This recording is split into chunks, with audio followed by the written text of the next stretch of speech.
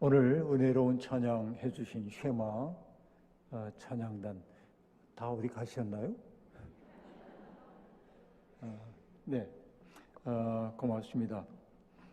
그리고 예배 전에 찬양도 아주 은혜롭게 진행이 되어서 너무나 감사드립니다.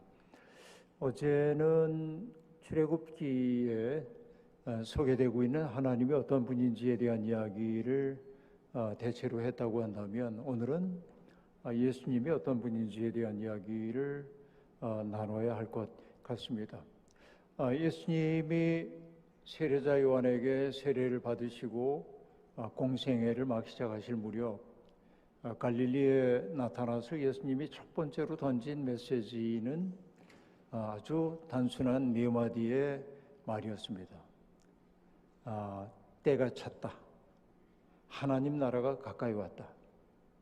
회개하여라. 복음을 믿어라. 네 마디에 이것이 예수님의 세상을 향한 일성이었습니다. 때가 찼다.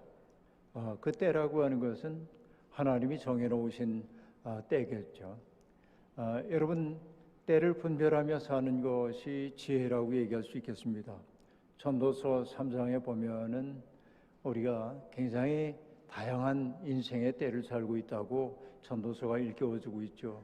심을 때가 있으면 거둘 때가 있고, 세울 때가 있으면 허물 때가 있고, 만날 때가 있으면 이별할 때가 있고, 싸울 때가 있으면 또 화해해야 하는 때도 있고, 굉장히 많은 때가 있고, 그러니까 그 때에 맞는 삶을 살아가는 것이 인생의 지혜이기도 합니다. 그리고 전도서 기자가 우리에게 보여주는 놀라운 것은 뭐냐면, 하나님이 때를 따라 우리의 삶을 아름답게 하신다는 겁니다. 때때로 내가 원하지 않는 인생이 내게 찾아올 때도 있습니다. 그런데 그때조차도 하나님은 그 때를 아름답게 만드시는 분이라고 하는 것이 전도서의 고백임을 알 수 있습니다. 그래서 여러분, 때를 분별하며 살 줄 아는 사람들이 아름다운 인생을 살죠. 여러분, 이 얘기를, 때를 분별하며 사는 삶의 이야기를 우리의 언어로 얘기하자면 어떤 얘기들까요? 철든 사람으로 산다 하는 얘기이죠. 철이 든 사람이 되는 거예요. 근데 여러분, 결국 철이 들었다고 하는 이야기는 어떨 겁니까? 저 녀석이 그렇게 속을 썩이더니 이제 좀 철이 들었어 라는 그 말을 어떨 때 우리들이 주로 하게 됩니까? 부모의 마음을 헤아리기 시작할 때 철들었다고 얘기를 하죠. 이전에는 자기만 알고 살던 사람이 그렇죠? 이제 부모의 마음 아픔을 헤아릴 줄 알고 그 어려움을 덜어주려고 마음을 쓰기 시작하면 철들었다고 얘기합니다. 어려서부터 철든 사람도 있습니다. 그러나 죽을 때까지 철들지 않는 사람도 있습니다. 그래서 여러분, 옛말에 그런 게 하나도 없죠. 철들자 망령, 그런 말을 하기도 합니다. 그만큼 우리들이 자기에게 주어져 있는 시간을 분별하지 못한다는 얘기도 합니다. 여러분, 20대와 30대, 40대, 50대, 60대, 70대 이 모든 때들은 저마다의 아름다움을 가지고 있습니다. 20대에는 열정적이죠. 자기의 삶을 만들어가기 위해서 열정을 보이고 있습니다. 30대가 되면은 어떻습니까? 30대도 그렇겠죠. 옛날에 여러분, 공자님이 그런 얘기 하잖아요. 15살이 되었을 때 학문의 뜻을 두었다. 지우학, 그렇게 얘기를 해요. 그리고 30살이 되었을 때 뭡니까? 이립, 그렇죠?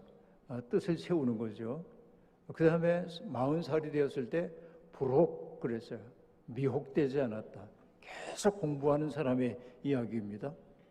50 되었을 때 뭐라고 얘기합니까? 지천명, 그래. 하늘이 나를 이 세상에 보내신 그 뜻이 뭔지를 알기 시작했다. 그리고 60을 이순이라고 얘기합니다. 귀가 순해졌다. 어떤 말이든지 수용하고 받아들일 수 있는 여유가 생겼어. 그 다음에 70세를 뭐라고 얘기합니까? 내 마음의 원을 따라가도 내가 어긋남이 없었다. 그렇게 얘기합니다. 이게 이제 인생의 70을 얘기해요. 그럼 여러분 어떻습니까? 뜻을 세우셨습니까? 학문의 뜻을 뒀습니까? 꼭 학문하라는 얘기는 아니지만 자기 인생의 때가 어떤지를 알고 사는 게 매우 중요한 일이라고 생각해요. 저는 이제 조금 나이를 이렇게 먹고 나니까 나이 든다는 게 참 좋다는 느낌을 갖습니다. 왜 그러냐면 젊은 날에 저는 꽤 날카로운 사람이었거든요. 약간 냉소적이기도 하고 날카롭고, 그래서 저는 공격적이기까지 했습니다. 사람들에게 내 눈에 거슬리는 행위를 보았을 때는 서슴지 않고 공격하는 사람이었습니다. 그 바탕에는 뭐가 있습니까? 내가 옳다라고 하는 생각이기 때문에 그렇습니다. 그런데 인생의 경험이 쌓여갈수록 나만 옳은 게 아니다라고 하는, 사람들은 저마다의 사정이 있다, 이런 것들이 알아지기 시작합니다. 그리고 여러분, 나이가 70이 넘어가니까 어떤 생각이 드냐면, 나이 든다는 게 참 좋다. 나이 드는 게 뭐가 그렇게 좋아? 우리 지금 이제 85, 6세가 된 우리 누님이, 그 누님 이제 그 둘째 누님인데, 큰 누님, 작은 형님 다 돌아가셨고 살아계신 90이 넘었는데, 이 어른들이 그 둘째 누님이 늘 했던 얘기가 떠올라. 난 여자 나이는 29살 나면 끝난 거야. 난 29에 죽을 거야 그랬는데 지금 90이 다 돼서 살고 있는데 그러니까 그 누님을 보면서 생각이 많아요. 근데 제가 나이 든다는 게 좋다는 게 뭐냐면, 나이 들면 모습도 형편없어지고, 저도 이런 꼴은 아니었거든요, 옛날엔. 그런데 이렇게 되고 키도 줄고, 그리고 뭐 모습도 다 이상하게 되고, 그래요. 그러니까 젊음은 젊은 그 자체로 빛나는 부분들이 있잖아요. 근데 제게 만약 누군가가 만약에 갈 수 있다고 한다면 몇 살로 돌아가고 싶습니까? 라고 물어보면 가만히 생각하다 안 갈래요. 안 갈래요. 지금의 내 삶을 그냥 살고 싶어요. 왜냐하면 그 어려웠던 과정을 반복하고 싶지 않아. 그런 생각도 들고. 근데 지금의 내 삶이 제법 좋아요. 왜냐하면 여러분 뭐 아시는 분도 있겠습니다만, 제가 건강을 잃었기 때문에 건강에 어려움이 많이 있는 사람입니다. 그러니까 젊은 날에 40대까지만 해도 누가 아프다고 그러면 왜 그랬어요? 왜 아픈 거예요? 피곤한 줄도 모르고. 그런데 지금은 이제 완전히 다른 상황 속에 지내고 있습니다. 근데 나이가 내가 든 것이 뭐가 좋다고 얘기하냐면, 세상을 대하는 나의 태도가 많이 따뜻해졌어. 사람들의 좋은 면을 더 크게 보는 눈이 내게 생겼어요. 여백이 좀 생겼어요. 그러니까 젊은 날에 꼬챙이처럼 날카롭고 비판하고 넌 틀렸어 라고 지적질하던 나를 생각해 보면, 그건 그 나름대로 그 시간에는 의미가 있었어요. 젊은 날에 처음부터 70대처럼 느긋한 사람 보면 이상하긴 해요. 저마다 자기의 시간들이 있는 거예요. 자기의 시간들이. 그걸 아름답게 살아내면 그만이다 하는 얘기인데, 그러니까 예수님이 지금 때가 찼다라고 하는 것은 뭐냐면 하나님의 시간이 지금 찾아왔다는 거예요. 그리고 그 때라고 하는 걸 뭐라고 얘기합니까? 하나님 나라가 가까이 왔다라고 얘기합니다. 우리는 흔히 하나님 나라라고 하는 게 우리가 죽으면 가게 될 어떤 장소라고 생각하는 경향이 많이 있습니다. 그러나 예수님은 분명히 얘기하셨어요. 하나님 나라가 가까이 왔다라고 얘기합니다. 그러면 여러분, 하나님 나라가 저곳에 있는 것이어서 내가 가야 하는 게 아니고, 하나님 나라라고 하는 것은 내가 들어가야 하는 거예요. 거기에 이미 우리에게 현실로 와 있는 그 하나님 나라에 내가 쑥 들어가는 것이 우리의 과제란 말이에요. 그러니까 여러분, 그럼 그 하나님 나라에 우리가 어떻게 들어가는 게 하나님 나라일까요? 여러분, Kingdom of God이라고 하는 말을 다른 말로 뭐라고도 얘기하냐면 The Reign of God, 그렇게 말하는데, 하나님의 통치, 그래. 하나님 나라라고 하는 건 뭐냐?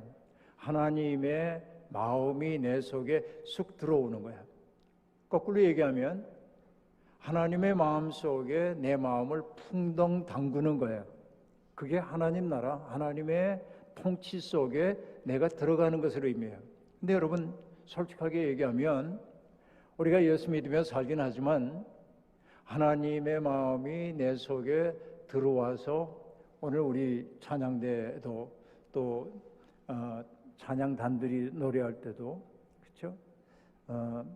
그러니까 내 마음의 가장 깊은 곳에 그분 모셔야 하는데 가장 깊은 곳에 모시지 못하고 사실은 가장 깊은 곳에 다른 것을 모시고 살죠, 우리들이. 그러니까 내 마음의 지성소 가장 깊은 곳에 모셔서 나의 모든 삶의 근원적 뿌리가 되어야 하는 분이 하나님인데, 이게 하나님 믿음인데, 하나님을 모셔야 할 그 마음의 핵심적인 자리에 우리는 다른 것들을 모시고 살죠.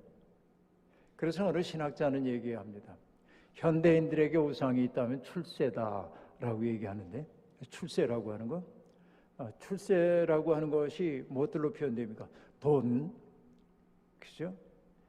또 사회적 지위에 대한 생각, 명예에 대한 욕구, 이런 것이 나를 온통 사로잡고 있다고 한다면 우리는 하나님 나라를 살지 못하는 거죠. 그러니까 여러분, 내 믿음이 깊어지는지를 뭘 보면 알 수 있다고 얘기를 했습니까? 자꾸만 교회 오고 싶어. 이것도 믿음이 좋아지는 징조 가운데 하나이긴 합니다. 그런데 여러분, 내 영성이 깊어진다는 걸 뭘 보면 아냐면 다른 사람의 아픔을 보면서 내 마음도 저릿저릿해지고, 그렇죠? 어떻게든지 그 사람을 도와주고 싶은 마음이 생기면 우리는 영성이 깊어진다고 얘기할 수 있어요. 그런데 여러분, 우리는 교회 오랫동안 다니면 어떤 태도를 가지냐면 세상의 아프리카 어디에서 사하라 이남 지역의 사람들이 먹을 것을 먹지 못해가지고 바삐 말라가고 있는 사람들, 또 베네수엘라에 지진이 나가지고 죽어가는 사람들, 그 사람들의 이야기를 들으면 우리 마음이 아파요. 그래서 교회적으로도 우리가 좀 돕시다, 이런 것들을 이제 합니다. 그런데 여러분, 도스토옙스키라고 하는 러시아 문학가가 했던 이야기가 있어요. 뭐라고 얘기하냐면 기독교인들 참 이상하다는 거야. 온 세상을 사랑한대. 그런데 문제는 뭐냐면 가장 가까이 있는 사람 사랑하지 못해요. 그러니까 멀리 있는 사람을 사랑하긴 쉬워요. 왜? 그의 삶과 나의 삶이 별로 연루되어 있지 않기 때문에 그래. 내가 감정적 노동을 안 해도 돼. 그 사람들 사랑한다고 하면 돼. 참 안 됐네. 우리가 어떻게 돈 조금 내가지고 도와주고 그러고 나면은 내가 잊어도 괜찮아. 그런데 가장 가까이 있는 사람들은 함께 살아야 되는 사람들이에요, 늘. 근데 그들에게 친절하기란 여간 어려운 일이 아니다 하는 얘기입니다. 이게 우리 경험이잖아요. 그러니까 여러분, 가족들이 서로 용납하는 게 매우 어려워. 왜? 기대하는 바가 많기 때문에. 그래서 여러분, 저는 제안합니다. 내 사랑하는 가족을 강아지 대하듯 합시다, 그렇게. 우리는 강아지 무조건 예뻐하잖아요. 얘가 무슨 짓을 저질러도 용납하잖아요. 내 식구들을 강아지만큼만 대하면 좋을 텐데 안 돼. 왜? 감정적으로 얽혀있기 때문에 그래. 그래서 나는 여러분, 이 세상에 두 가지의 삶의 방식이 있다고 생각을 합니다. 보니까 딱 그래요.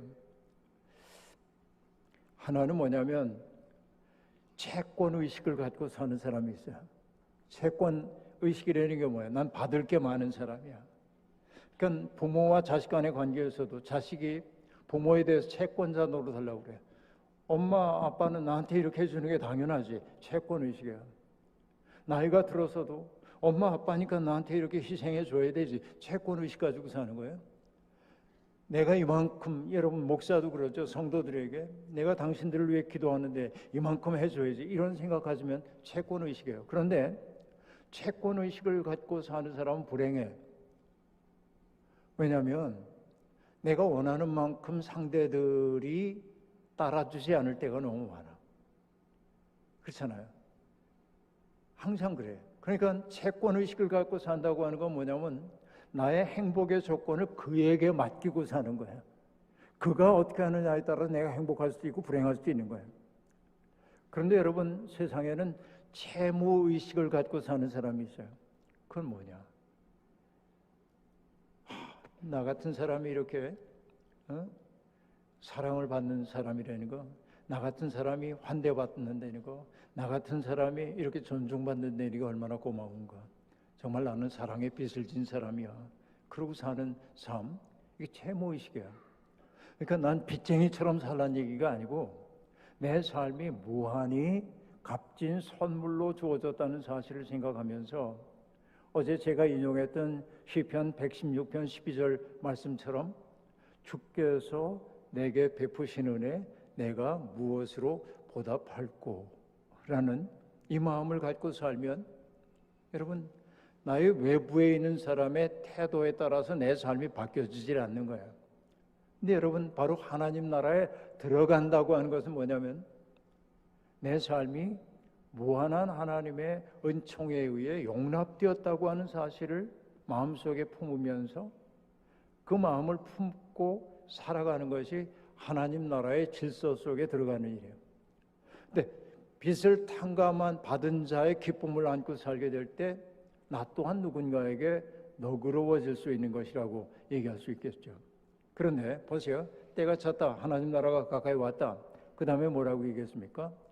회개하여라. 하나님 나라에 들어가기 위해서 필수 조건이 뭡니까? 회개한다는 거예요. 회개한다는 게 뭡니까? 내가 어떤 도덕적 잘못, 윤리적 잘못, 법률적 잘못, 또 여러분 철학하는 분들에겐 형이상학적 죄책감 이런 것들을 반성하는 게 회개라고 생각하지만 회개라고 하는 것이 뭐냐면 여러분 다 들어서 아는 얘기입니다. 메타노이아라고 하는 그 말은 방향을 전환하는 거예요. 근데 그 얘기는 다 알아. 방향을 전환한다는 말이 어떻게 전환하라는 얘기입니까?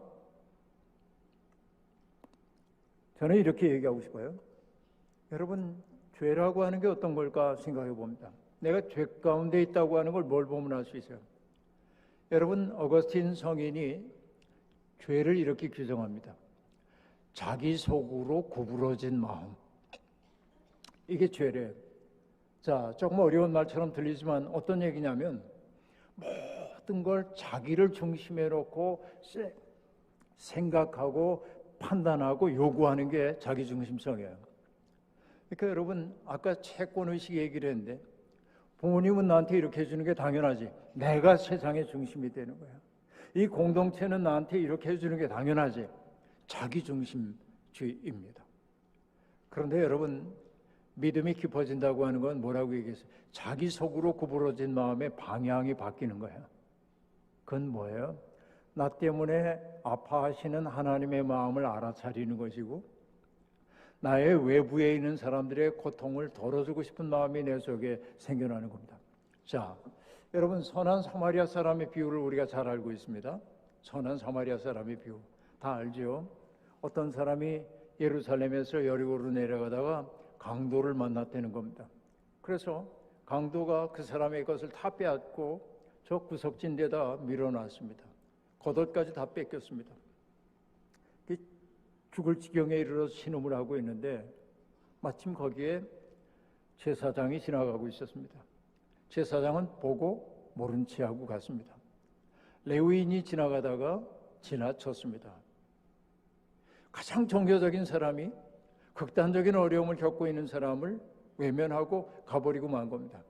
그런데 다 아는 얘기니까 사마리아 사람이 지나가다가 그 광경을 보고 다가갑니다.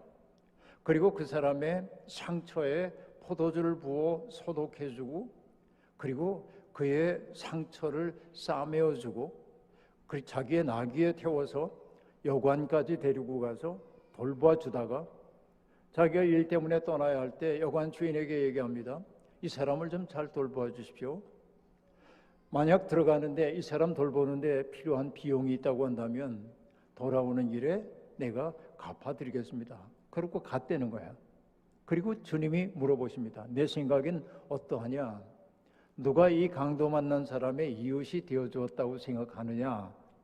그런데 차마 유대인들은 사마리아 사람입니다. 이런 말을 할 수가 없어. 그래서 뭐라고 대답합니까? 자비를 베푼 자니이다. 그렇게 얘기하는 대목이 우리가 너무나 잘 알고 있는 대목이에요.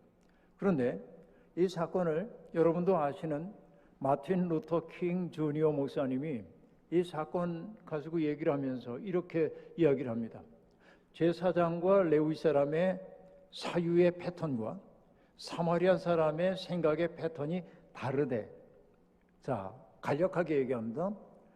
제사장과 레위 사람은 뭐라고 생각했냐면, 내가 이 사람을 도와주었다가 내게 무슨 일이 생길지도 모른다. 에? 물에 빠진 사람 건져줬더니 보따리 내놓으라는 식으로 이 사람을 도와주다가 내게 무슨 일이 생길지 모른다. 자기 중심적인 거예요. 근데 사마리아 사람의 생각은 다른 거예요. 내가 이 사람을 외면하고 그냥 지나간다고 한다면 이 사람에게 어떤 일이 생길지 모르겠다. 누구에게 관심이 가 있는 겁니까? 그에게 가 있는 거예요. 여러분, 우리 인생은 이렇게 정밀하게 대비됩니다. 여러분, 그 제 선배 목사님 한 분이 경상북도에서 옛날에 70년대 초에 경북 쪽에서 목회를 하셨어요. 근데 그분이 한나 일화를 들려줍니다. 조그만 교회니까 오전 9시인지 몇 시에 교회 학교 어린이들에게 말씀 전하고 학생들 보낸 다음에 조금 쉬었다가 11시 예배를 인도하고 이런 구조예요, 그 교회가. 근데 그날 아이들에게, 이렇게 앞에 아이들이 쭉 앉아 있는데 사마리아 사람의 비유 얘기를 들려줬어요, 이렇게. 근데 여긴 우리 어린이들은 너무 점잖하게 앉아서 얘기를 듣고 있는데 내가 깜짝 놀래고 있는데 근데 그 교회 어린이들 가운데 장난꾸러기들이 있잖아요. 그래서 애들이 말씀 듣고 있는데 자꾸 장난치고 옆구리 찌르고, 그래서 목사님이 주의를 좀 환기시키기 위해서 그 아이 이름을 부르면서, 아무개야, 그 사마리아 사람이 왜 강도 만난 사람을 도와줬지? 이렇게 질문을 한 거예요. 근데 이 아이는 지금 상황을 아무것도 몰라, 안 들었으니까 장난하느라고. 근데 여러분, 장난꾸러기들이 눈치는 빠릅니다. 딱 파악을 했어. 어떤 사람이 강도를 만났구나, 상황 1. 그런데 사마리아 사람이라는 사람이 도와줬구나, 상황 2. 근데 왜라고 하는 질문에 딱 막혔어. 그래서 얘가 머리를 탁 굴리다가 대답을 했어요.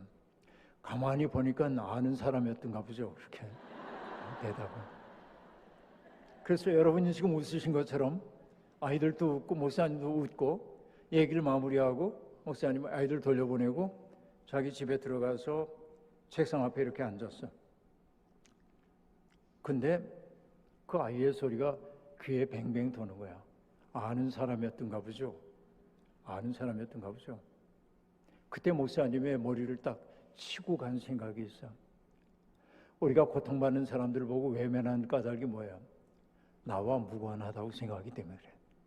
내가 모르는 사람이기 때문에 그런 거야. 여러분, 동일본 대지진이 일어났을 때 지진이 일어나고 삼중적 재난이 일어나잖아요. 지진이 일어나고 지진으로 말미암아 쓰나미가 일어나고 쓰나미 때문에 후쿠시마 원전이 폭발하고 삼중적 재난이 일어나서 2만 명 가량이 사망하거나 실종됐습니다.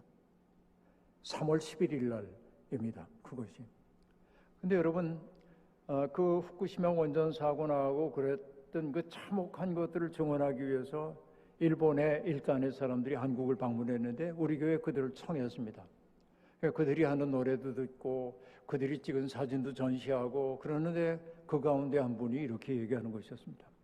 우리는 3월 11일 날 동일본에서 일어난 지진 사건을 얘기할 때 거기에서 2만 명이 죽었습니다라고 말하지만 2만 명이 죽은 단일한 사건처럼 얘기하지만 그 사건을 그렇게 보면 안 됩니다. 한 사람이 죽은 2만 개의 사건으로 봐야 된다는 거야. 따지고 보면 여러분, 내 가족이 그 어려움 때문에 죽었다고 한다면 그 가족의 삶이 무너진 거 아니에요. 그 주변에 있는 사람들이 얼마나 고통스러워요. 그런데 우리는 뭐냐면 어떤 사람들의 불행을 통계 숫자로 환원시켜버리면 고통이 추상화되는 거예요. 그런데 당사자들에게는 그 고통이 너무나 생생한 거예요. 근데 여러분, 우리들은 세상의 불행을 보면서도 안 됐네, 혀를 끌끌 차지만 그러고 나서는 잊어버리고 일상으로 얼른 돌아와요. 그런데 예수님은 그러지 않았어. 예수님은 어떠셨습니까? 생면부지의 사람, 오늘 처음 만난 사람인데 병들어 신음하고 고통받는 모습을 보면 어떻게 했어요? 애태우셨단 말이에요. 그러니까 마치 고륙지신이 겪고 있는 고통처럼 그 때문에 아파하셨단 말이에요. 여러분, 제가 요즘 이거 힘주어 얘기하고 있는데 정말 여러분, 내가 누군가를 사랑한다고 한다면 여러분, 사랑이란 말에는, 성경이 얘기하고 있는 사랑이란 말에는 여러분, 히브리어로 얘기하자고 한다면은 어머니의 자궁을 뜻하는 단어에서 유래됐다는 얘기 어제 얘기를 했던 것 같은데, 그걸 영어로 번역하면 compassion이라고 얘기하는데, com은 함께라는 뜻이고 passion은 아파하는 거예요. 사랑의 본질은 아파하는 겁니다. 그렇죠? 그래서 내가 아이를 키우면서 애가 아프고 그러면은 뭐 인생은 본래 씁쓸한 거란다, 너 혼자 잘 견뎌라, 안 그러잖아요. 그 아이 부모는 그 아이 곁에서 함께 밤을 새우면서 애 열내리게 해주려고 애쓰고 그러다가 급기야 우리가 하는 얘기가 있죠. 뭐라고 얘기합니까? 아이야, 차라리 내가 아프면 좋을걸. 왜 차라리 내가, 여러분 아픈 거 좋아하는 사람이 어디 있어? 여기 우리 어린이들이 있는데 얘네들이 병들어 아프면 부모들은 뭐라고 얘기합니까? 인생은 강하게 살아야 돼.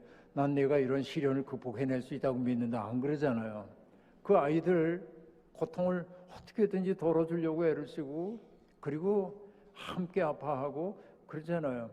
그러니까 여러분, 사랑이라는 게 뭐냐면 함께 아파하는 거예요. 그러면 예수 그리스도가 우리를 사랑하신다는 건 어떤 얘기입니까?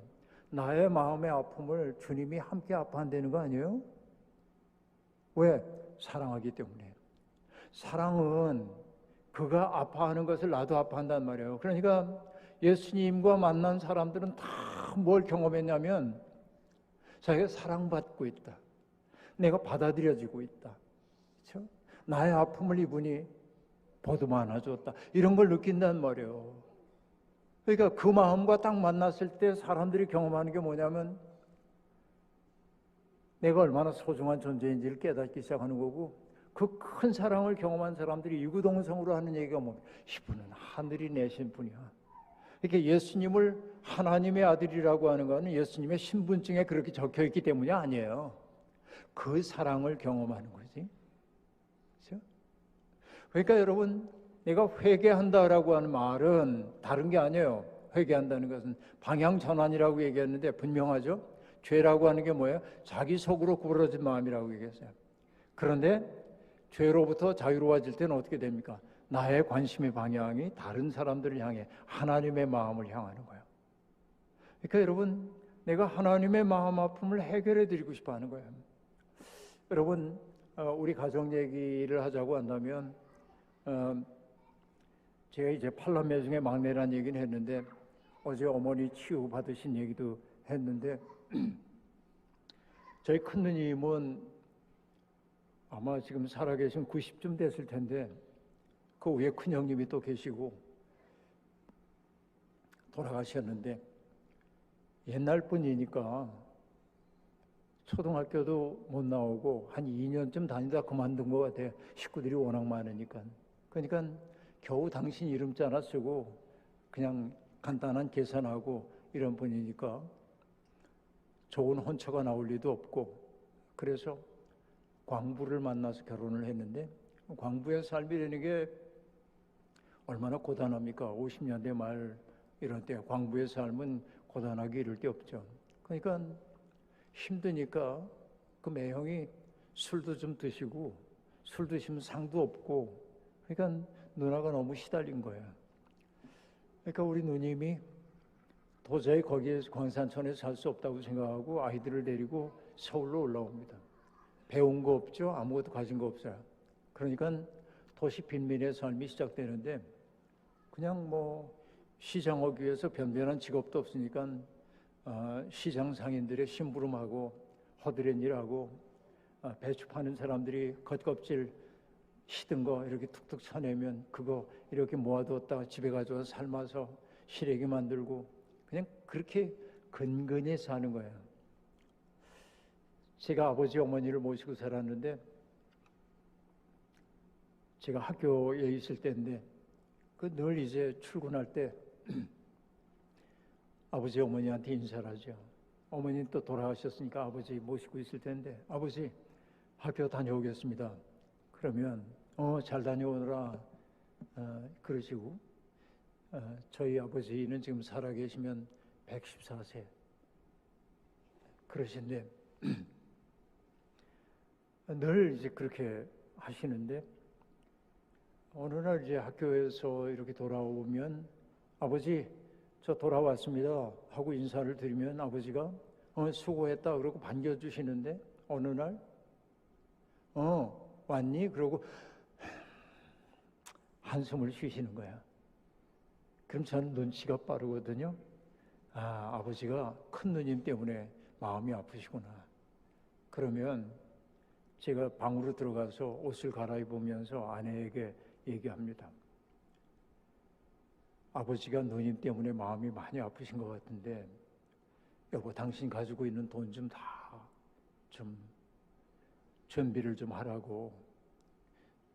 제가 제 아내에게 고마운 게 뭐냐면 단 한 번도 싫어하는 내색이 없었어. 그런 일을 할 때. 그래서 내가 가지고 있는 모든 돈을 다 동원해서 봉투에 담아가지고 옵니다. 그러면 아버지 앞에 가서 무릎을 꿇고 이렇게 앉아서 제가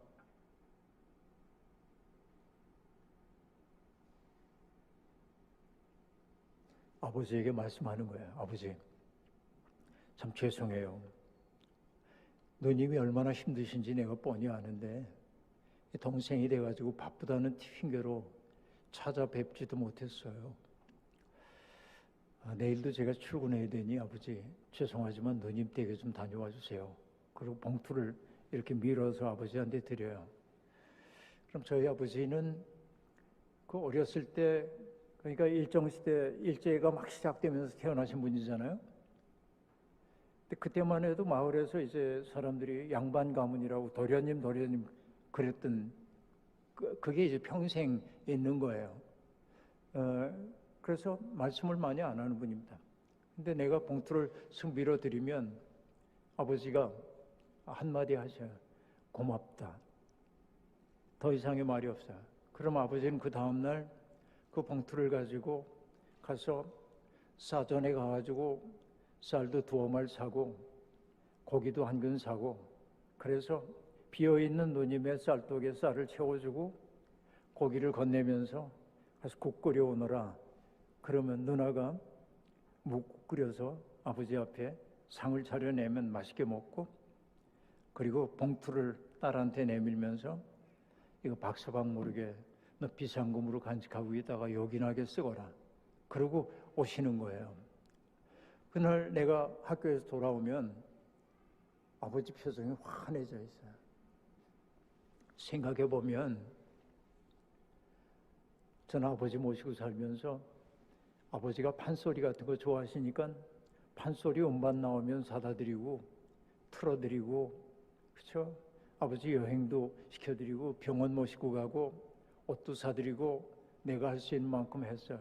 그러나 아버지가 가장 기뻐하셨을 때는 언제냐면 그 큰 누님의 어려움을 덜어드리려고 내가 마음 썼을 때 아버지는 가장 기뻐하셨어요. 이게 무슨 얘기인지 아시겠습니까? 우리가 하나님을 믿잖아요. 하나님을 아버지라고 그러잖아. 아버지에게는 자식이 많거든요. 자식이 많아요. 그런데 아버지의 마음이 되게 어디에 가 있냐면 제 앞가림 못하는 자식들에게 많이 가 있거든. 그러니까 하나님이 가장 기뻐하실 때는 언제냐면 우리가 그 마음으로 하나님의 마음이 아픈 분들을 사랑하는 거예요. 그것이 곧 뭐냐면 회개하여라 라는 말이고 복음을 믿어라 라고 얘기하는데, 여러분 복음은 예수 그리스도 자신이 복음이에요. 그분이 전하는 메시지도 복음이지만 예수 그리스도가 곧 복음이에요. 그런데 믿는다라고 한 말이, 여러분 우리가 믿습니다 이 소리는 잘해요. 근데 여러분 믿는다는 말은 어떤 말과 딱 연결이 되냐면 사랑한다는 말하고 연결돼요. 믿음은 사랑이에요.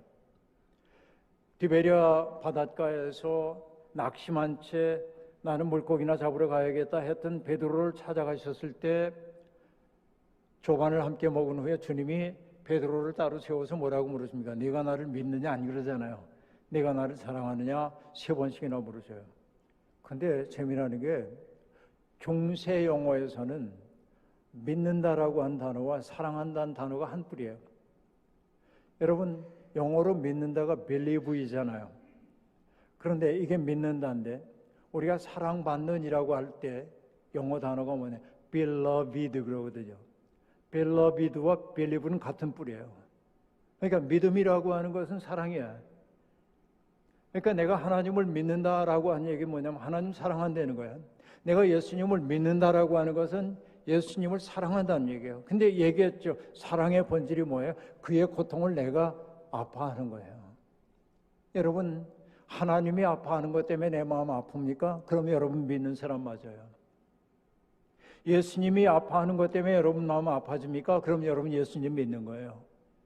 그런데 여러분, 하나님은 마음 아파하는데 나는 하나님 당신의 은혜로 나는 행복해요 라고 말하는 게 하나님 기뻐하실까? 어제 했던 얘기하고 연결이 되는 이야기이죠. 바로 그게 뭐냐면 복음을 믿어라 라고 하는 거예요. 예수 그리스도의 마음을 품고 살려는 거예요. 예수님을 사랑하는 그 삶을 살려는 거예요. 그렇게 공생의 3년이 지나갑니다. 그리고 여러분, 그 여정의 끝이 결국 뭡니까? 십자가 처형당하시는 것이잖아요. 그리고 주님 부활하셨잖아요. 그 얘기는 제가 하지 않겠습니다. 그런데 주님은, 부활하신 주님은 지상에 40일 동안을 남아 계시면서 제자들에게 하나님 나라를 가르치셔요. 그리고 마침내 이제 아버지께로 돌아갈 날이 된 것을 아시고 예수님은 제자들에게 이렇게 얘기합니다. 내가 너희에게 약속한 것을 너희가 받기까지 예루살렘을 떠나지 말아라 라고 얘기합니다. 이제 가실 준비를 하는 거예요. 너희가 넘어진 그 자리가 예루살렘이니까 그 예루살렘에서 너희가 다시 일어나야 돼 라고 얘기합니다. 그러자 제자들이 다급해서 질문합니다. 주님, 주께서 이스라엘 나라를 회복하실 때가 이때입니까? 이렇게 질문을 하는 거예요. 자, 잘 보세요. 누가? 주께서. 그죠? 회복되어야 하는 것은 뭐예요? 이스라엘 나라. 그리고 그때가 지금입니까? 세 가지 질문이 중복되고 있습니다. 제자들은 어떤 생각을 가지고 있어요? 이스라엘의 회복은 전적으로 주님이 하실 일이다 라는 생각이 있는 겁니다. 굉장히 믿음에 찬 태도처럼 보입니다. 그리고 그들은 이스라엘의 회복을 바라고 있습니다. 예언자들에 의하면 이스라엘의 회복이라고 하는 것은 무엇입니까? 이스라엘이 있는 시온산이 산두르게 우뚝 서고 세상의 수많은 사람들이 경배하기 위해 몰려오는, 이게 이스라엘의 회복이라고 생각을 했어요. 흩어졌던 이스라엘이 모여올 뿐만 아니라 열방 사람들이 주께 경배하기 위해 중심인 시온산으로 나오는 것을 그들은 이스라엘의 회복이라고 생각했고, 그 회복된 나라는 다윗과 솔로몬이 세웠던 그 나라처럼 영화로운 나라가 될 거라고 생각했어요. 이게 이스라엘의 회복이에요. 그들은 그걸 바라는 거예요. 그러니까 제자들의 마음속에 딱 있는 게 뭐냐면 이스라엘의 회복입니다. 하나님 나라가 아니요, 아직은 이스라엘의 회복입니다. 그리고 그들은 다급해요. 그때가 지금입니까? 이렇게 질문해요. 이 주님은 답을 거꾸로 시작하십니다. 뭐라고 얘기합니까? 때와 시는 우리가 알 바 아니고 너희가 알 바 아니다. 그건 아버지께 속한 거예요. 그러니까 때를 확정하거나 때에 대해서 조바심 치지 말고 내가 해야 할 일 해. 이게 이제 첫 번째 대답이에요. 그리고 그 다음에 하는 얘기가 유명한 얘기입니다. 뭐라고 얘기합니까? 오직 성령이 너희에게 임하시면 누가? 너희가. 그 다음에 뭐예요? 권능을 받고, 그 다음에 뭐예요? 예루살렘과 온 유대와 사마리아와 땅 끝까지 이르러 내 증인이 될 것이다. 자, 이 대목이 굉장히 중요해요. 자, 뭐라고 얘기했냐면 오직 성령이 너희에게 임하시면, 이거는 전제 조건으로 딱 놔두고 그 다음에 나오는 얘기가 뭐냐? 너희가 권능을 받고. 자, 제자들의 질문이라고 하는 것은 뭐였습니까? 주께서였어요. 주님이 하실 일이라고 생각했어요. 근데 주님이 지금 뭐라고 얘기하냐면 너희가 권능을 받고. 이 새로운 세상 하나님 나라라고 하는 것이 주님이 전적으로 주시는 일이라고 그들은 기대를 하고 있지만은 지금 예수님은 놀라운 세계로 제자들을 부르고 있어요. 너희가 권능을 받고. 그 권능이라고 하는 것은 여러분, 권능이란 말은 헬라어로 디오나미스라고 하는 단어인데, 이 디오나미스라는 단어에서 나온 단어, 여러분도 아는 단어가 하나 있습니다. 그게 뭐냐? 다이너마이트. 디오나미스라는 건 뭐냐? 강력한 힘이요, 폭발하는 힘입니다. 그러니까 여러분, 성령이 우리에게 임하면 우리가 권능을 받는다고 얘기하는데, 권능 그러니까 뭐 힘이 뽕뽕 넘치고 못할 일이 없는 것처럼 생각해요. 근데 여러분, 그 권능은 앞에 파워라고 얘기하는데, 그 파워라는 말 앞에 하나가 들어가야 돼. 크라이스트 파워예요. 크라이스트 파워. 그리스도의 권능이에요. 그리스도의 권능은 뭡니까? 하늘 군대를 불러가지고 적들을 물리치는 권능이 아니라 뭐예요? 가장 높은 곳에 계셨던 주님이, 그렇죠? 빌립보서 2장, 그는 근본 하나님의 본체시나 하나님과 동등됨을 취할 것으로 여기지 아니하시고 자기를 비워 종의 몸을 입고 이 땅에 오셨어. 그게 그리스도의 권능이에요. 뭐냐면 섬기는 권능이에요. 사람들을 일으켜 세워주기 위해서 밑바닥에 사람들을 들어올려주는 권능이란 말이에요.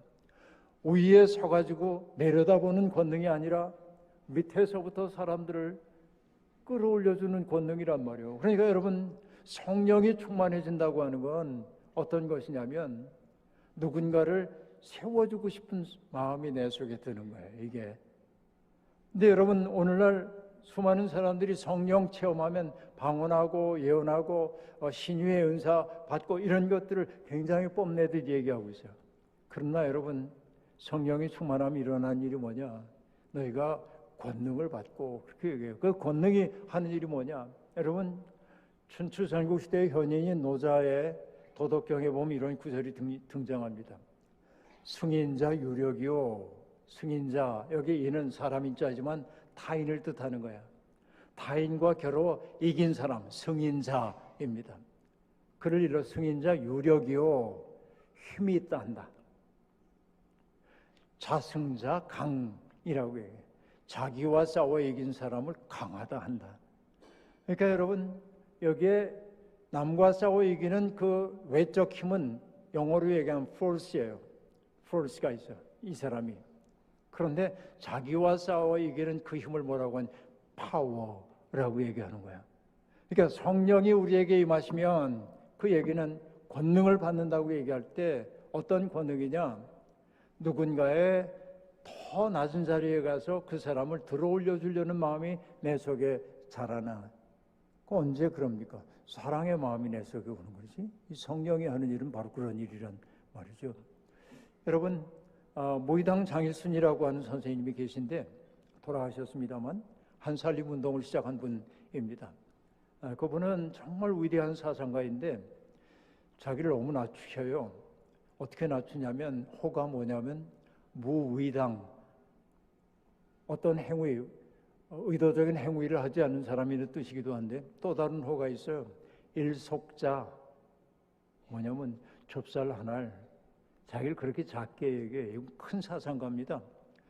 여러분, 이분이 서예가로도 유명합니다. 난도 기가 막히게 치고요. 서예의 대가예요. 근데 어느 날 여러분, 이 무의당 선생님이 그를 따르는 이들과 함께 뚝방길을 이렇게 걷는데 보니까 저기에 군고구마 장사가 있는 거예요. 군고구마, 리어카 이렇게 썼는데 선생님이 가만히 서서 그걸 바라보고 계신 거예요.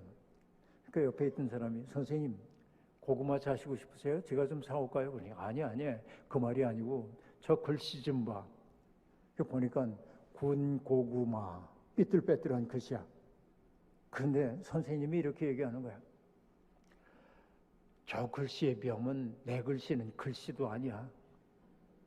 이게 뭐 유명한 서예가예요, 이분이. 말이 안 되잖아요. 그래서 함께 있던 사람이, 아이 선생님 그게 무슨 말씀이에요?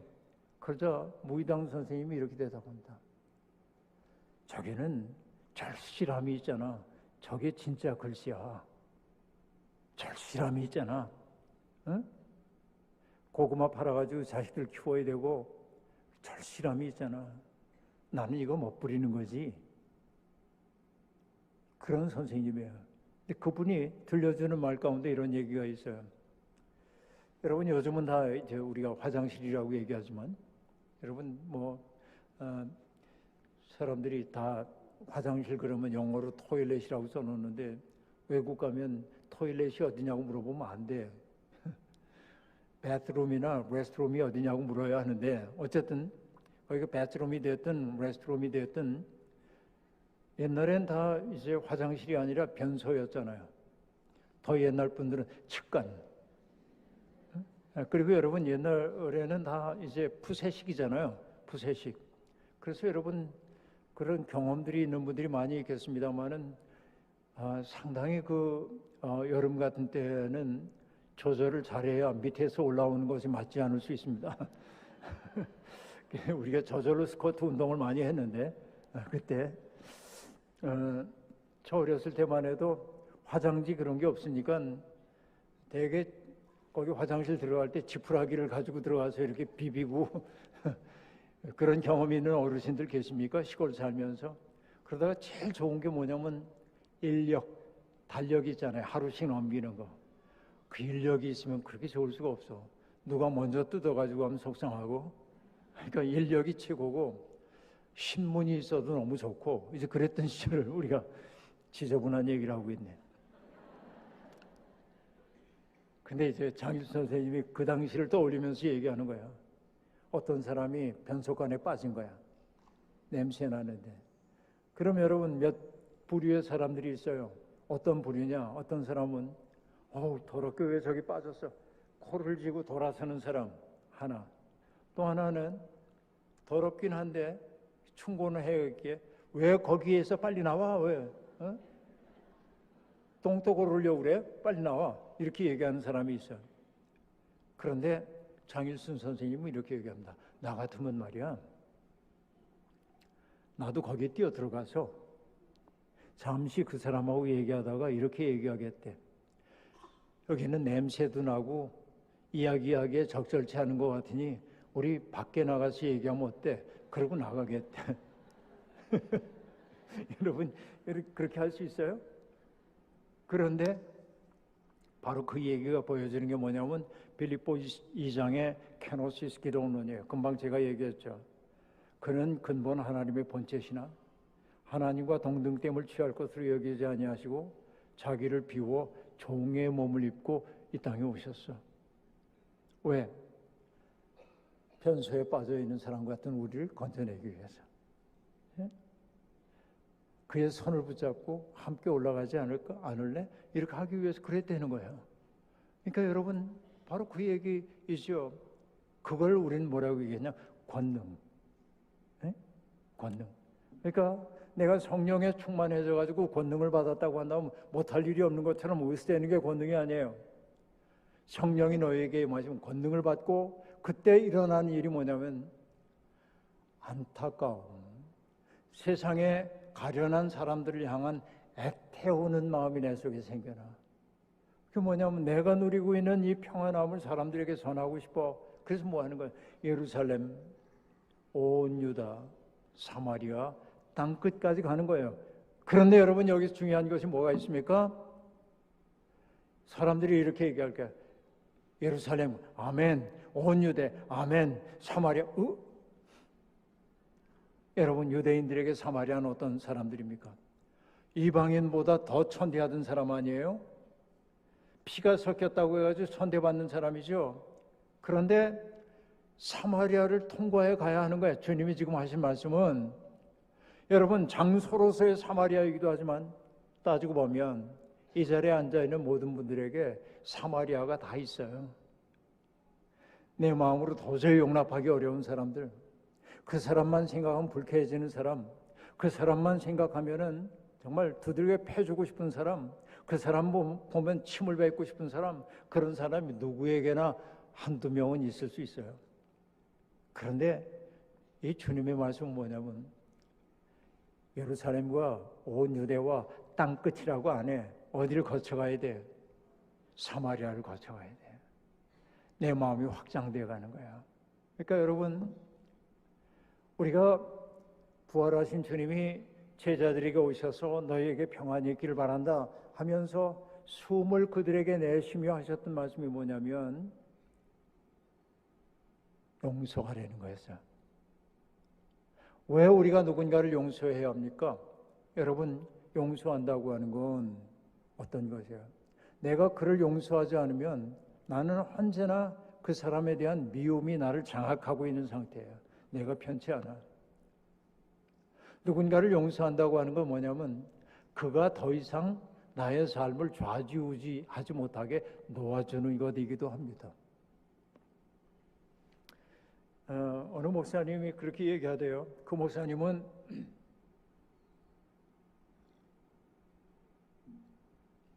오늘 낮에 제가 3시간 이상 강의를 해서 목사님들에게 목이 좀 그 목사님은 늘 생활 한복을 입고 다니시고요. 그리고 이렇게 수염을 길게 기르고 있는 분입니다. 어느 날 이제 그 대구에 있는 어떤 대학에 강연 초청을 받아서 가셨는데 아주 옛날이에요.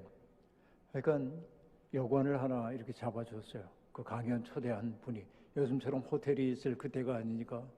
이렇게 여관에 들어가는데 여관집 주인이 쟁반에다가 물수건하고 컵하고 주전자를 들고 방까지 안내를 하는 거예요. 술래술래. 그러더니 안내를 했으면 가셔야 하는데 안 가.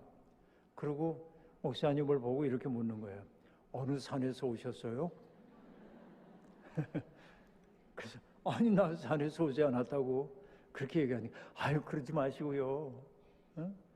내 팔자가 왜 이 모양인지 좀 봐주세요. 목사님이 아니라고 그러는데도 부득부득 내 팔자가 왜 이런지. 그래서 목사님도 이제 짐작이잖아요. 늘 자기의 삶을 팔자 타령하며 지내는구나. 그래서 내용은 모르지만 목사님이 이렇게 얘기했대. 그놈을 용서해. 그랬더니 그렇긴 못해요. 그러고 나갔대. 여러분, 우리에게는 누구나 그놈이 있어요. 그게 사마리아예요. 근데 우리는 뭐냐면 그놈을 용서해. 그렇게 못해요. 이래서 우리는 늘 고통스러운 거예요. 지금 우리 삶이. 근데 주님이 우리에게 말씀하시는 거예요. 사마리아를 거쳐가야 하는 거야. 복음의 흐름이라고 하는 건. 그리고 어디까지 가라고 얘기했어요? 땅끝. 그러니까 여러분, 우리 청년들도 여기 이제 100여 명의 청년들이 제주도에 가서 아울리치를 하고 왔다는 얘기를 제가 들었습니다만 5개 교회에 흩어져가지고 여러 가지 프로그램을 하고 왔다는 얘기를 제가 잠시 들었습니다만은 그렇죠? 땅끝. 그러면 아프리카 어디 이런 데 땅끝이라고 생각해요. 근데 생각해 보면 해남도 땅끝이라고 우리 얘기하잖아요. 그런데 여러분, 땅끝은 도처에 있어요. 뭡니까? 벼랑 끝에 선 듯 삶이 위태로운 사람은 다 땅끝이에요. 오늘. 그러니까 여러분, 이 익산이라고 하는 곳 23만쯤 된다고 얘기를 들었습니다만 익산이라고 하는 이곳에도 땅끝에 선 사람들이 있어요. 그러면 이 지역에서 가장 유력한 교회인 이리 신광교회가 해야 하는 일은 뭐냐면 땅끝까지 가라잖아요. 주님이. 뭡니까? 벼랑 끝에 서 있는 사람에게 설당이 되어줘야 한다는 거죠. 여러분, 제가 여기 이렇게 이제 서 있습니다. 제가 이렇게 서 있기 위해서는 사방 30cm만 있으면 충분해요. 눈 감고도 서 있을 수 있어요. 이렇게. 근데 순전히 예를 들어보는 거예요. 내가 잠시 쉬느라고 눈을 감고 있는데 아주 능력이 많으신 우리 권호고 목사님이 내 주변을 소리도 없이 다 팠어. 주변을 다. 그래서 내가 가만히 있다가 눈을 뜨고 보니까 내가 15m 기둥 위에 서 있는 거예요. 그러면 여러분, 그 사실을 아는 순간부터 내 몸이 어떻게 될까요? 그죠? 이럴 수밖에 없죠. 그게 뭘 뜻하는지 아세요, 여러분? 내가 서 있기 위해 30cm밖에 필요하지 않은데 내가 든든히 서 있는 까닭이 뭐예요? 옆에 여분의 땅이 있기 때문에 그래요. 그러니까 벼랑 끝에 몰린 사람들은 뭐냐면 설당을 잃어버린 사람들이에요. 여러분, 교회가 이 지역에 있는 사람들에게 설당이 되어주길 바랍니다. 이리 신광교회가 우리에게 마음을 써주고 있어. 여기 교인들이 내 곁에 와가지고서는 함께 울어줬어. 여기 교인들이 내게 와가지고서는 그 어려움을 함께 감당해 줬어. 이게 땅 끝으로 가는 거예요. 근데 여기에서 보십시오. 자, 방향을 봐야 하는데 아까 이스라엘의 회복의 방향은 어땠어요? 시온산이 세상의 중심에 우뚝 서 있고 세상이 몰려오는 구심운동이에요. 그런데 성령에 의해 일어난 세상은 어떻습니까? 중심으로부터 바깥으로 나가는 원심운동이에요. 교회는 이 두 가지가 함께 있어야 합니다. 모여와야 하지만은 흩어지기도 해야 합니다. 그죠? 이게 우리에게 보여주는 바예요. 그러니까 사도들을 통해서 놀라운 이적들이 많이 벌어지게 되었습니다. 사도들을 통해서 기사와 이적이 나타납니다. 그리고 사도들의 변화된 사도들의 삶을 통해서 성령 충만한 그들에 의해서 사람들의 마음이 움직여지기 시작합니다. 그래서 초대교회 신자들이 확 늘어나기 시작합니다. 그것을 오늘 읽었던 본문이 뭐라고 얘기합니까? 그들은 함께 모여 기도하고 사도들의 말씀을 듣고 집집마다 돌아가면서 떡을 함께 나눠 먹고 필요에 따라 가진 것을 사람들에게 나누어 주었다. 그렇게 말합니다. 이게 뭐냐면 성령 충만한 공동체입니다. 그 공동체는 함께 모이는 게 행복해. 그리고 그 공동체는 함께 기도하는 일을 통해서 파워를 유지해 가는 거예요. 그 공동체는 또 어떠냐면 친교가 살아있어요. 여러분, 저는 이제 그 21살 때 교회를 처음 나갔는데, 아주 늦게 신앙생활을 시작했는데, 청년의 모임에 갔더니 정말 재미없는 성경 공부하고 진짜 재미없었어, 그때. 어린애들도 아니고 뭐는 뭐라고 했나요? 성경 찾아가지고선 누가 먼저 찾나 그래서 가로넣기 하고 굉장히 한심했어요. 난 믿음이 없을 때. 근데 그러고 나면 2부 순서는 늘 오락이야. 사치기 사사빠 이러고 곰발바닥 개발바닥 이런 거 청년들이 유치하게 근데 이제 그게 친교래. 그게. 근데 여러분, 성서가 얘기하고 있는 친교 코이노니아라는 거 그거 아니에요. 같이 노는 게 코이노니아가 아니에요. 어떤 것입니까? 기쁨도 함께하고 슬픔도 함께하고 너에 대해서 책임을 지는 게 코이노니아예요. 그게 진짜 친교라고요. 바로 그런 일이 일어난 거예요. 그러니까 여러분, 내 주머니 속에 있는 거 아깝다고 사람들은 다 나 중심으로 이렇게 하지만 믿음이 내 속에 들어오니까 성령이 내 속에 충만하게 되니까 뭐냐면 너를 위해 주고 싶은 마음 불길처럼 내 속에 일어나는 거야. 어려움을 겪고 있는 그 사람들을 보면서 어떻게든지 돕고 싶은 생각이 내 속에 나오기 시작하는 거예요. 그게 뭐냐? 성령 충만함이에요. 여러분, 이 교회가 그렇게 성령 충만한 공동체가 되기를 소망합니다. 그죠? 우리는 바로 그 일을 위해 부름을 받은 사람들이다. 근데 그 모든 것의 뿌리가 결국 어떤 것입니까? 예수 그리스도의 마음이죠. 주님은 어떤 분이었습니까? 아버지께서 내게 이끌어 주신 사람 가운데 하나도 잃어버리지 아니하고 마지막 날에 영생을 얻게 하는 게 나의 일입니다. 그래서 주님은 사람을 낭비하지 않았어요. 지금 자기 앞에 있는 사람 하나하나를 누구로 여겼냐면 하나님이 내게 이끌어 주신 사람으로 여겼어요. 저는 이걸 뭐라고 얘기하냐면 아끼는 거예요. 난 우리 시대에 슬픔이 있어요. 그건 뭐냐?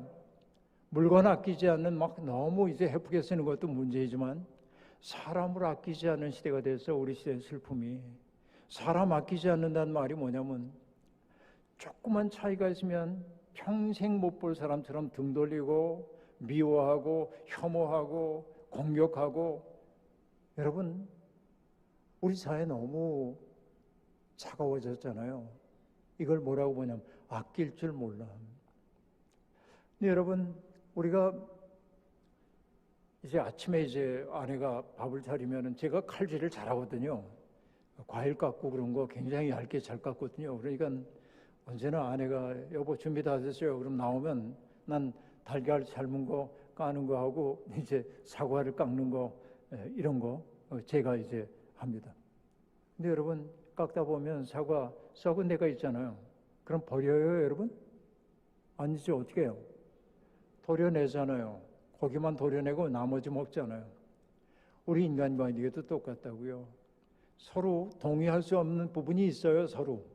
그럼 우리는 어떻게 하면 되냐면 여기는 서로 의견이 다르구나 생각하고 나머지 같은 부분이 훨씬 많거든. 그러니까 그것 때문에 우리 서로를 귀히 여길 줄 알아야 하는데 우리 시대의 슬픔은 뭐냐면 조그만 차이를 못 견디기 때문에 네가 옳으니 내가 옳으니 그러고 이게 뭐냐면 아낌이 없는 거예요.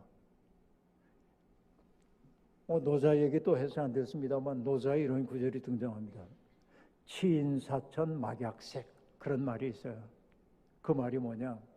치인 사람을 다스리고 사천 하늘을 공경함에 있어서 막약색 색은 인색하다는 색인데 아낀다는 뜻이에요. 아낌만한 것이 없다. 여러분 사람을 아낄 줄 알아야 돼. 내가 믿음 가운데 들어갔다고 한다면 아끼는 사람이 되는 거예요. 나와 다르다고 함부로 배제 안 하는 거예요. 그렇죠? 그 사람을 있는 그대로 차이를 존중해 주는 거예요. 이게 아낄 줄 아는 태도입니다. 그러니까 나하고 정치적 입장 달라. 다를 수 있지. 그러나 난 널 사랑할 거야. 입장이 다르면 왜 우리가 서로 배제하고 공격해야 합니까? 그러면 안 되잖아요. 아낄 줄 알아야죠. 그래서 저는 얘기합니다. 믿음이 우리에게 들어오면 내게 생겨나는 증상 가운데 하나가 뭐냐면 아끼기 시작해요. 그게 사랑이요. 그게 믿음의 사람들이 그렇게 살기 시작하면 교회는 새로워지리라고 생각해요. 우리가 그렇게 되지 못했기 때문에 세상 사람들로부터 손가락질 당하고 있는 거예요. 그러니까 여러분 우리 이리신광교회 모든 교인들은 아끼는 사람들이 되길 바랍니다. 물건만이 아니라 사람 아끼는 사람이 되길 바랍니다. 그게 성령 충만함입니다. 여러분들에게. 그죠? 그래서 이 교회가 사람들에게 정말 그 교회에 가면 우리가 귀한 존재로 받아들여져. 그 속에 가면 내가 고향에 온 것 같아. 그래서 이리신광교회가 세상에서 뿌리 뽑힌 것처럼 삶이 위태로운 사람들에게 고향이 되어주는 교회가 되기를 소망합니다. 그렇죠? 내가 여기서 존중받고 아낌을 받고 있어. 그때 그는 살아갈 새 힘을 얻게 되겠죠. 여러분들의 교회가 땅끝까지 이르러 땅끝에 선 사람들의 설당이 되어주고 고향을 잃어버리고 뿌리 뽑힌 사람들에게 고향이 되어주는 교회가 되기를 주님의 이름으로 축원합니다. 자비로우신 하나님, 오늘 이 저녁에도 사도행전에 나오는 말씀을 통하여서 우리의 현실을 돌아봤습니다. 오랫동안 예수님을 믿는다고 교회를 다니긴 했습니다만 우리의 마음씀이 주님을 닮지 못했습니다. 부끄럽습니다. 이제부터라도 주님의 마음을 우리의 마음에 모셔드려 살게 도와주셔서 예수님의 마음으로 우리의 이웃들을 바라보게 도와주시고 예수님의 눈으로 세상을 바라보는 우리 모두가 되도록 역사하여 주옵소서. 온 세상을 사랑한다고 말하는 것은 참 쉬운 일입니다. 그러나 가장 가까이에 있는 사람을 사랑의 눈으로 바라보고 그의 아픔까지도 품어 안으려고 하는 일은 쉽지 않은 일이지만 바로 그것만이 복음의 길임을 믿사오니 우리로 하여금 그 길로 두벅두벅 걸어갈 수 있도록 힘과 용기 더하여 주옵소서. 이 자리에 있는 모든 사람들이 하나님의 꿈임을 믿사오니 이 자리에 있는 사람들의 삶의 모습을 통하여 하나님의 영광이 온 땅에 드러나게 도와주옵소서. 예수님의 이름으로